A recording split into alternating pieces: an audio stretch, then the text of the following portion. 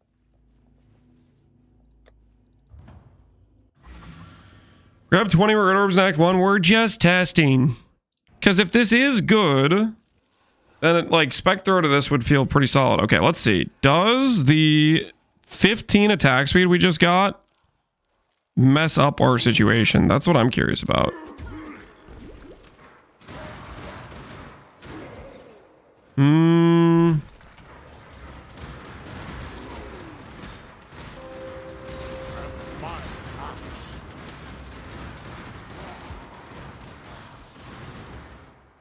Kind of.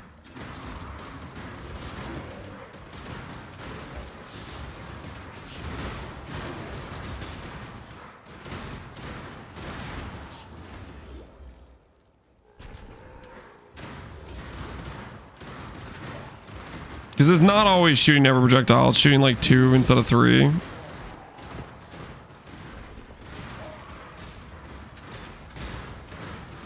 Yeah, it's shooting 2 instead of 3 right now, right?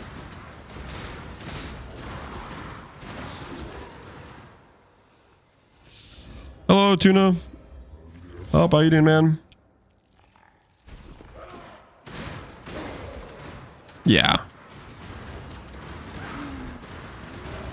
So if it's not building up the projectiles, you know you're attacking too fast or too slow.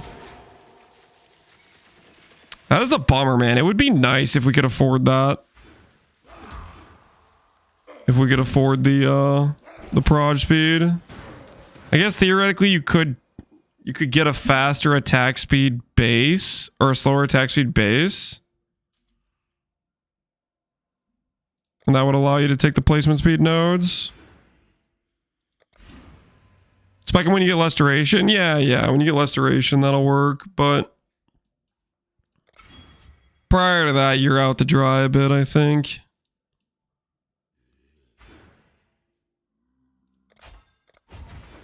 Alright, let's go see what the single target looks like on this thing.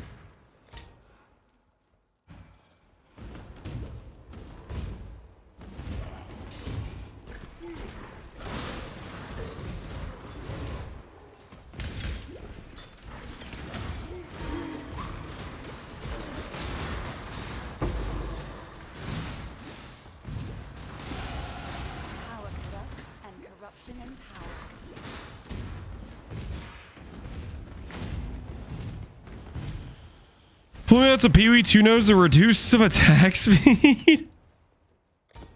Yeah, a heavy hit node would do us a lot of good right now, wouldn't it?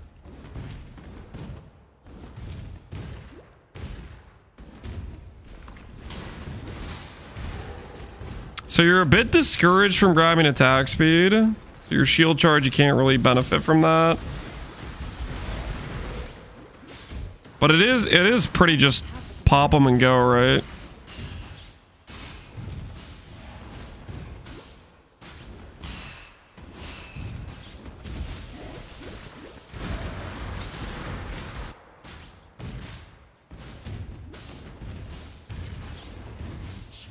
When they merge both games, they're not doing that.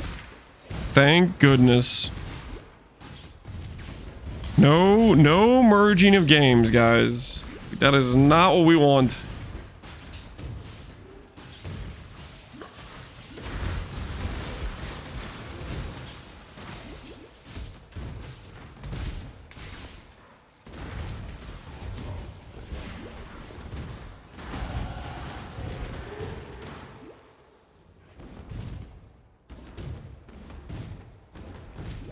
PG haters can lick my boots. What the hell is that supposed to mean?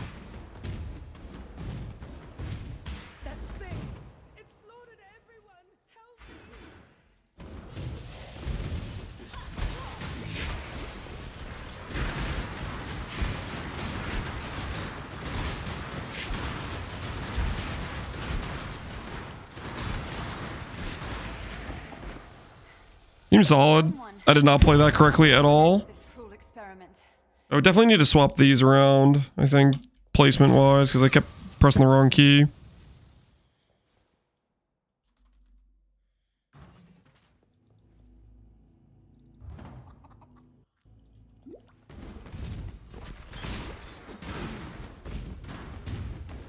It looks comfy. We definitely have, like... way more movement speed than we would on another class at this point. I really actually like this a lot. I didn't realize how much I would like this, but having that extra boost of like 16 movement speed this early on. The Sniper's Mark good? We have Sniper's Mark. I needed to swap the keybinds because I kept re-sniper marking the boss, which doesn't matter, like, because you only need to mark him once. I was doing that instead of Flame Wall. Accidentally.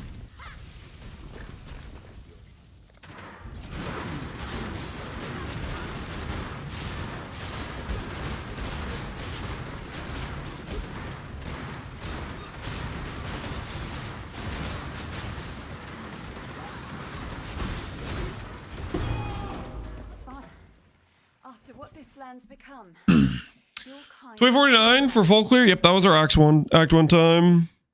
The skill needs an MTX. Do I have the books? Dude, I have the books. Oh, hell yeah. The books are so cool, man.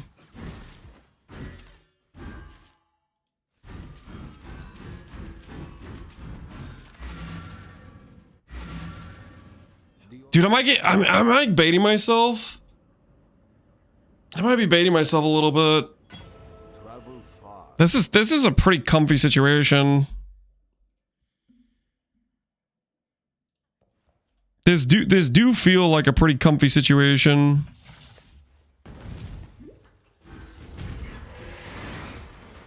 We could probably go double Herald too and have extra base damage.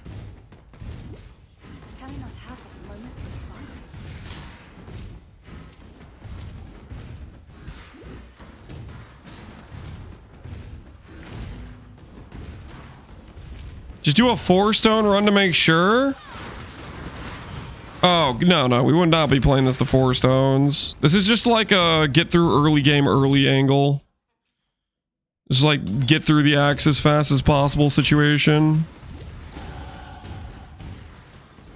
This would not be something we'd use for a longer period of time.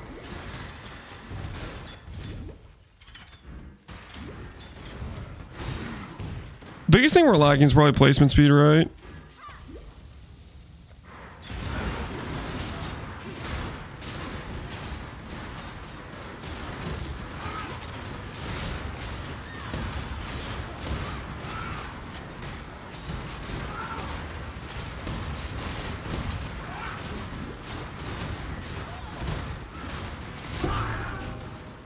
Because that's definitely like pretty easy mode. The only piece that anyone can expect in Ray class.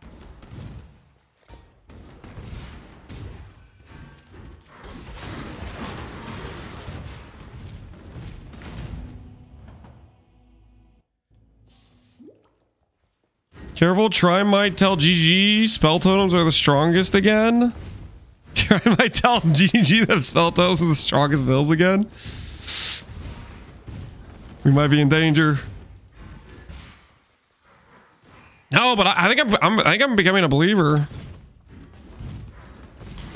It's like we could go for spell dam. And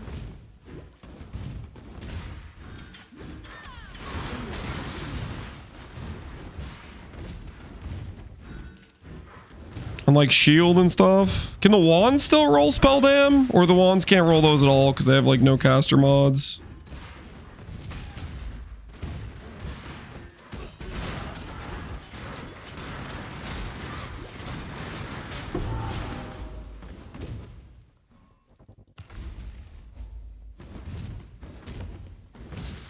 Trimmer, restart the timer. I'm just doing some like feeling it out a bit.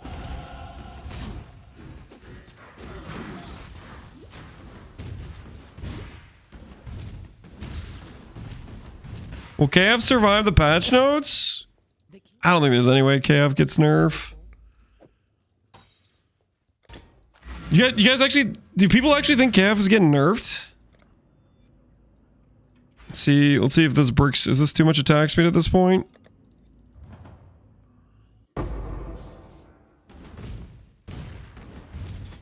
Like KF is solid, but I think there's a lot of things that are stronger than KF. This is definitely like good early game though, for sure. It's too much fun, so therefore it has to be nerfed. I don't know, dude. GG's not the boogeyman, okay? They usually nerf based on like popularity and if something's like OP. Like if I type in, if I go to PoE Ninja and KF is like 2% play rate or roll lower, it's like guaranteed safe basically.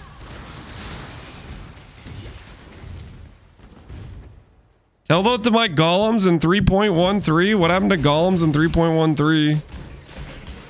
I played a golem build this league. It was pretty solid. I did a little elementalist golem build.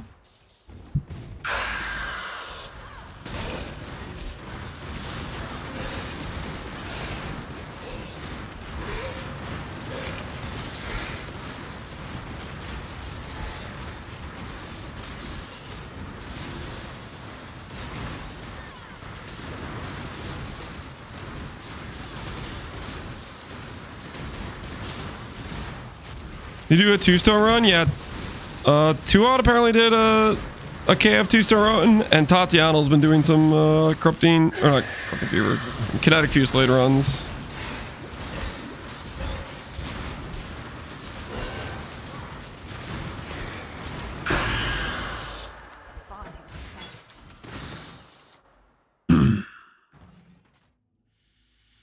Jung's video, he glazed KF totems too much.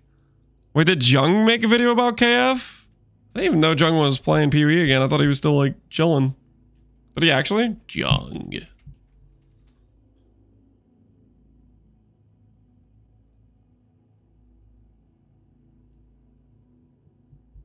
Most recent thing Jung posted was 12 days ago.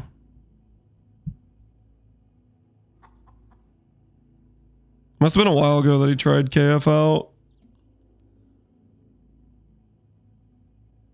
3 months ago?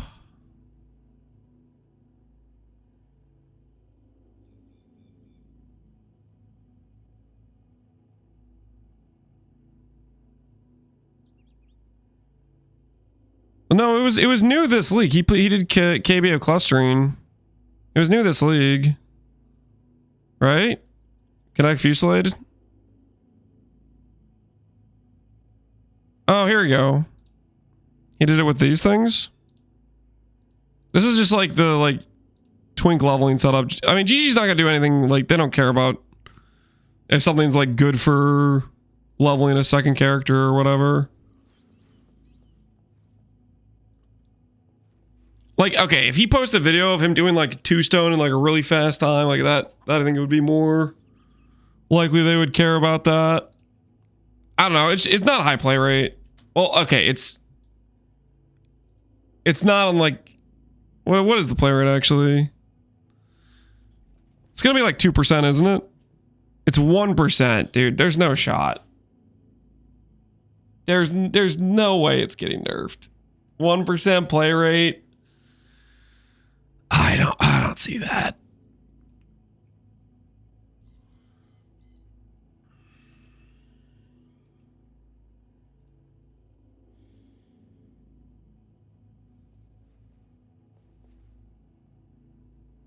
They click day 3 and top 10 skills in softcore trade. You think they do day 3?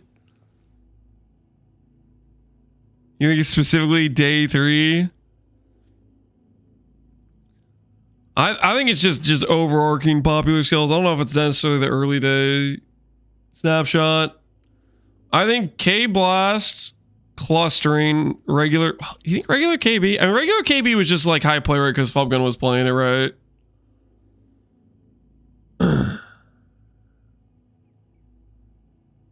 KB will die before KF. Yeah, I think KB and KB clustering is definitely more in danger than KF. I don't think it's close. I think it's gonna be K Blast, Earth Shatter, maybe Penance Brand.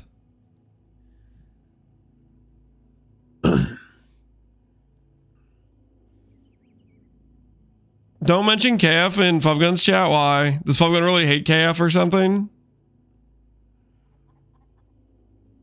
It also got introduced this league. Yeah. The scenario where they nerf a skill after introduction, it has to be like really egregious, like Penance Brand was when they introduced it. They're gonna unintentionally buff cast when stunned. I don't know about unintentionally. I mean, I think there's gonna be more power creep like there is every league, so a lot of builds will get buffed. RF is safe. RF is pretty safe. RF just isn't very strong. It's popular, but it's just not very strong, and everybody knows it. Everybody knows it's not a very strong skill.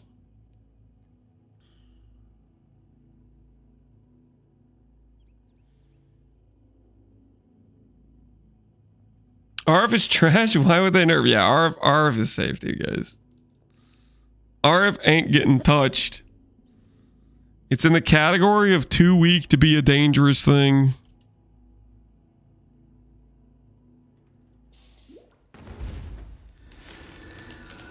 It's like a warm hug through the axe. Exactly. I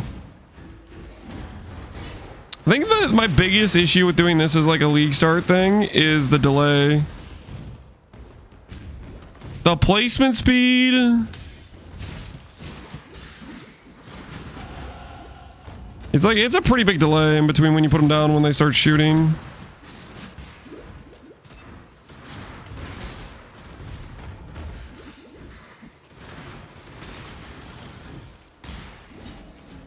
Timer start? Okay, we're not, this isn't a real run right now. I'm just kind of like feeling out the KF situation. The timer is based on our Act 1 run.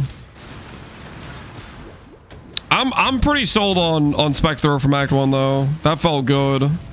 It would pretty naturally transition to this too if we wanted it to.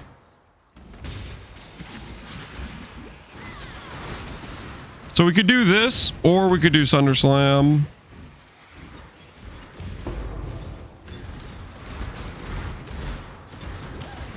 Is there a way to speed up the delay? So the only way we just speed up the delay is we have some totem placement speed right here. But we would need a slower attack speed base. But the thing is, the likelihood of slower attack speed base as like mods you actually care about is not good, right? The mod pools on these things suck. Goodbye. So you kind of need the less duration support, I think.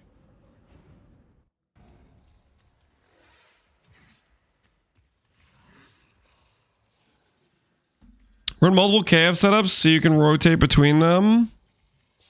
I think that's if you're doing like self-cast, right? Or was he doing totems as well at the time?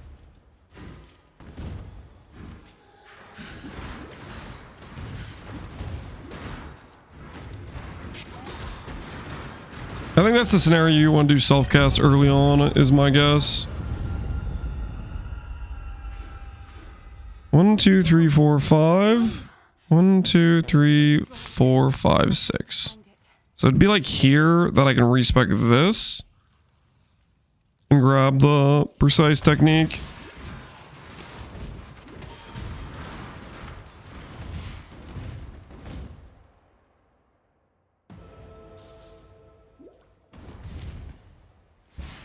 I'm thinking about doing a Hyro mana stack KF totems with whispers that could go into strength stack.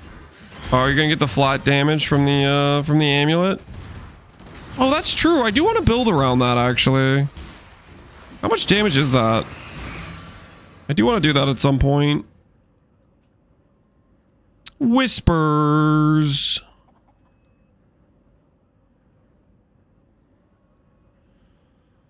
$10 to $25 per 100 mana. So quality would go 12 to 30, which puts you at 22 average or 21 average per 100 mana.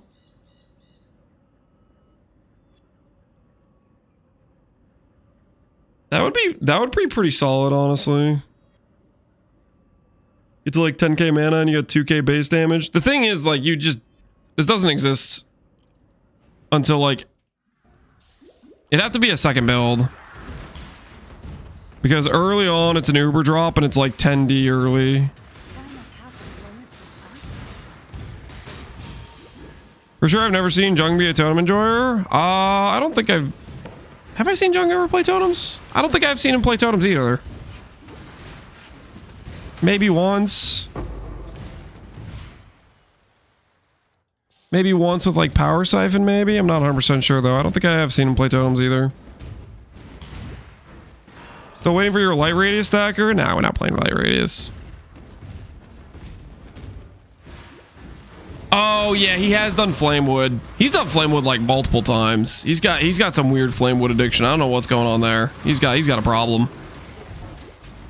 I have seen him do Flamewood multiple times of his own free will.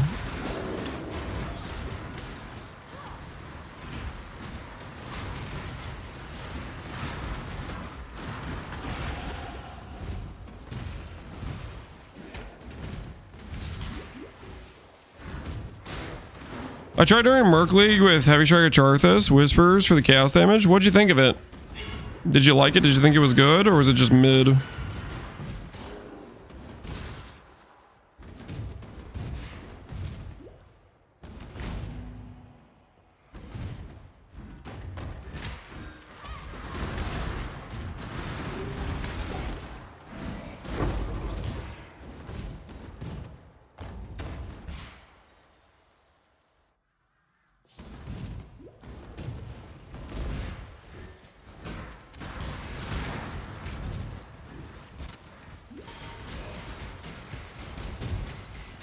Flame was solid at LE2 stone. It took 14 hours though. Did you like it? Like, was it a good time for you? You said it was solid. 14 hours is pretty long for a 2-stone, but just out of curiosity, am I gaining damage or losing damage when I do this?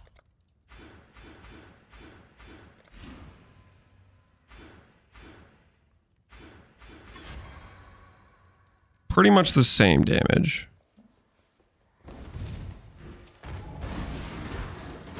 Didn't like the playstyle that much. Yeah, whenever I've seen Flamewood, it do look kind of weird.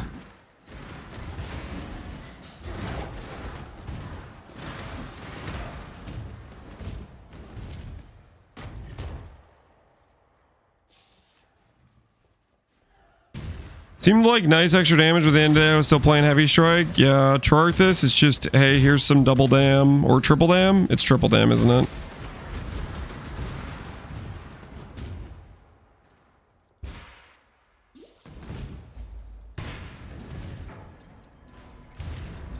All right, let's see what this looks like. Level 21. The Act 1 wand. Wait. Can I gamble? You can't choose to have an attack wand versus a spell wand, right? Like, if you gamble wands, it's just complete RNG if you get one that's going to be good for you. I guess if it has spell damage on, that kind of helps, doesn't it?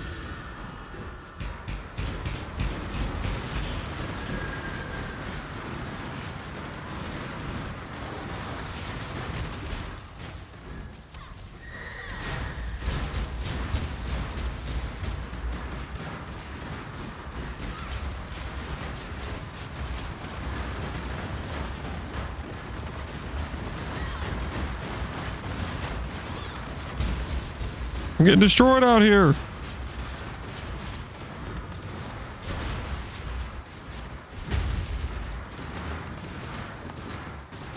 I mean, our damage right now is kind of trash in this current situation. So we would definitely need like a better wand and a shield with like a spell damage roll by this point.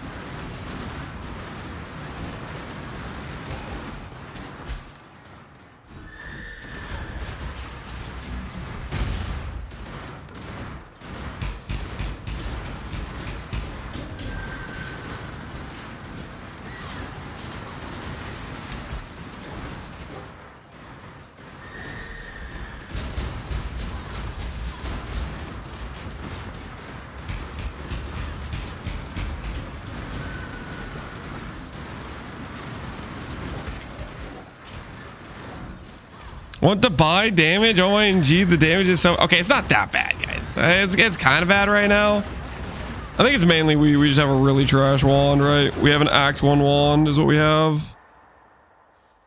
Which I wanted to port back and see how much different it would be with like if we tried to get an upgrade. But I can't portal because I have none. I used too many to just check different things. If we were gambling a wand right now, how would it go? Stuff out of our inventory. So that way we would just be screwed. We would just be screwed. We would just be screwed. We would just be screwed. We would be still pretty screwed. Yeah, this feels terrible. So the likelihood we can address a bad early wand does not seem great, right? Like that's pretty rough. Vendor can have a situation with no attack wand. Let's check the Act 3 vendor. So if we get a trash early wand, then that kind of cooks us for sure, right?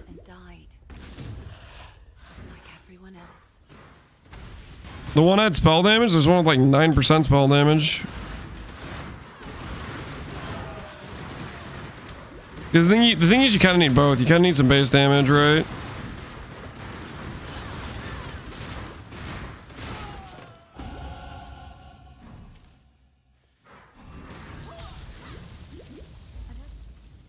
One at 26. If it was bad base damage though, then you're still kind of boned. Is the thing. Storm Prism is good early. We're talking about League Star, guys. You don't have a Storm Burst on your like 20 minutes into your run, right? And there's no guarantees there's gonna be an attack wand early. Need some help.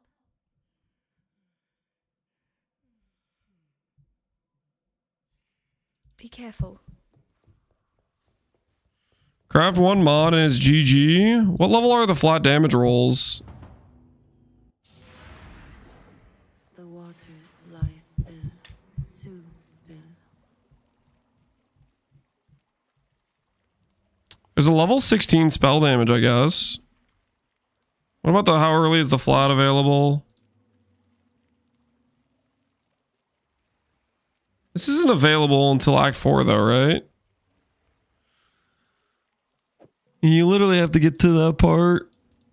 Let's do a little bit more. Let's get to Solaris and see what a wand looks like if we craft a Solaris wand. Definitely seems like if we don't have a good wand by what's his face, that's a bad situation.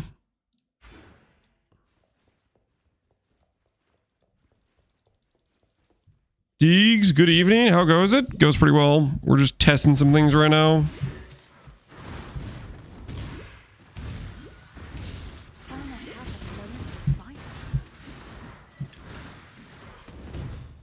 We're testing out Kinetic Fusillade as an option to get us leveled up as a Scion. For science!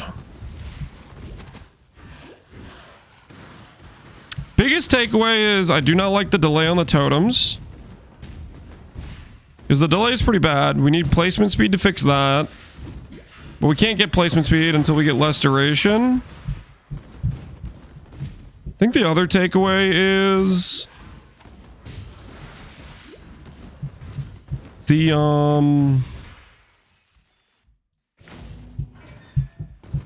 being able to place and move and mana. Mana seems like free basically for this. So like that's pretty freaking nice. It definitely has some pros for sure.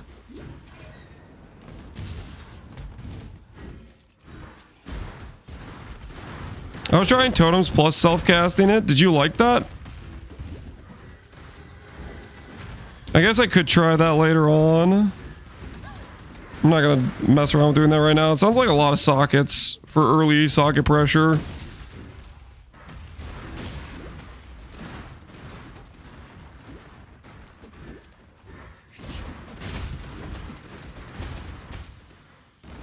Totem delay is fixed with 0.6 second delay.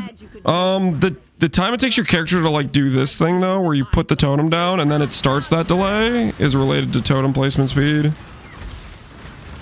Biggest way to like tell what I'm talking about is like play a high row where you get the placement speed node. It feels like way different. Maybe way is a bit of an exaggeration, but it matters. In my opinion, it matters quite a bit.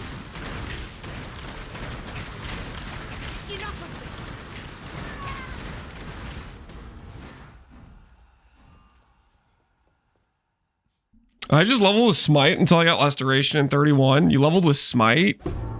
How'd that go? I feel like Smite would be not great damage early.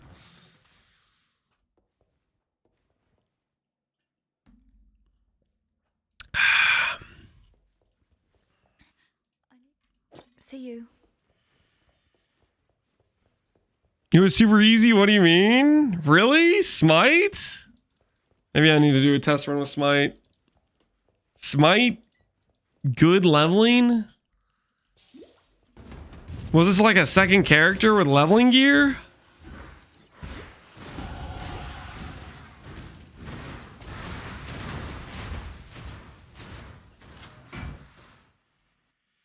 Did you do the golden hand? I forgot to do the golden hand.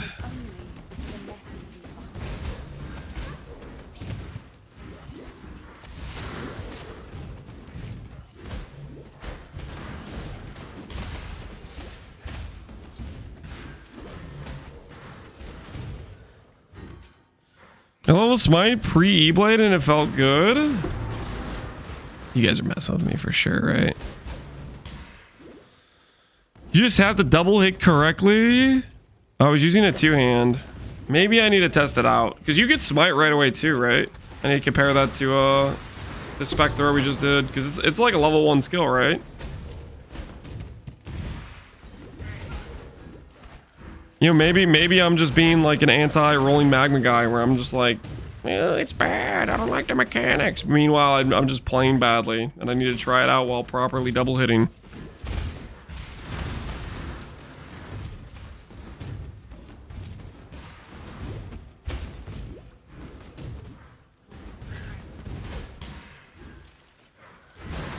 The double hit? Yeah, the double hit.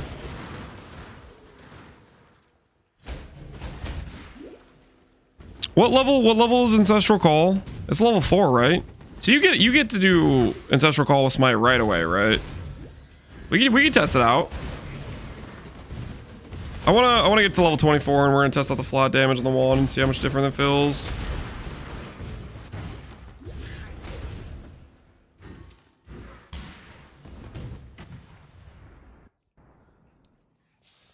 Do you need Mule for Ancestral? Oh, I have no idea. Maybe.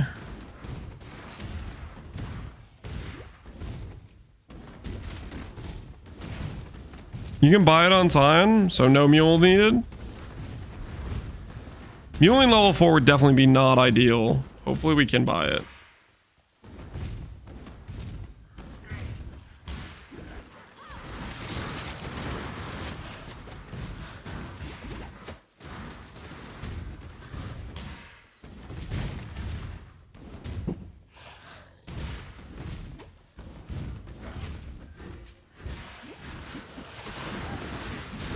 Do your practice in hardcore?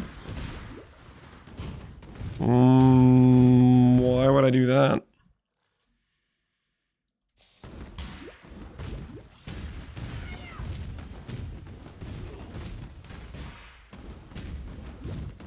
Okay. Get this waypoint. Let's see, just a comparison of how different our weapon would be for our tooltip. If we can just correct it with having a weapon with flat damage. You promised it was hardcore time? I promised nothing. I'm getting more and more liking the idea of doing a hardcore run. But I don't know if I'm ready to jump in yet. I don't know if I'm there.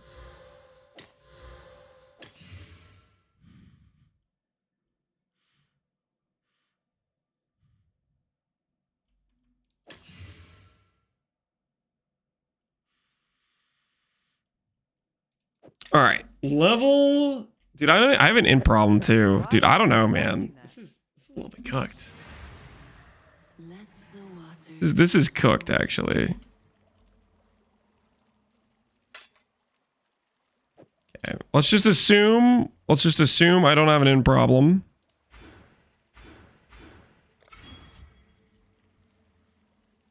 No, I still have an in problem. Let's try to be less of an idiot. Boom. All right, tooltip now, 75. Tooltip after new wand. So it would be double the damage. With a wand that has just a bench-crafted flat with a little bit of a percentage spell. Your Wrath at 24. That would help a ton too, yeah. Wrath. A 4th link. I can see it shaping up.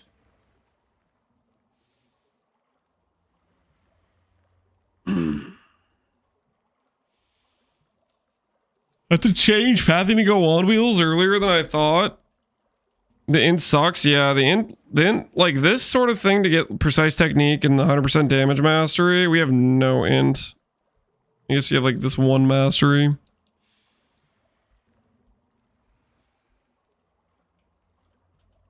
Attack 1 plus essences, yeah. Let's see if our attack speed's bricked.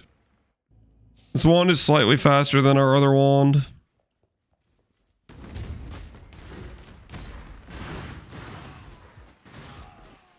Nope, looks fine.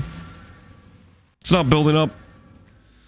All right, takeaway is Spec Throw Fract 1, definitely good. I like the idea of doing Sunder Slams. KF Totem seems like a possibility. Tomorrow we test Smite. I think tomorrow we test Smite. But I like these options. I was a lot more pessimistic towards Scion as a starter, but like this thing feels good early. Like this sort of pathing feels good. Like it's not actually that bad. I'm starting to see the light. I'm starting to believe. I'm starting to believe in the Scion start. Either that or I'm hella coping. Tomorrow we'll do some more testing though. It's getting late. So I'm gonna head out for the night. And I will send you guys over to Popgun, who I guess is I was gonna say he's watching the snap video, but it doesn't look like he's doesn't look like he is. Kevin Badger, no. Wait, do you really hate Popgun that much? Dude, it's fine, okay, it's fine. It'll be okay. Enjoy Popgun stream. I'll catch you guys later. Have a good rest of your evenings, everybody.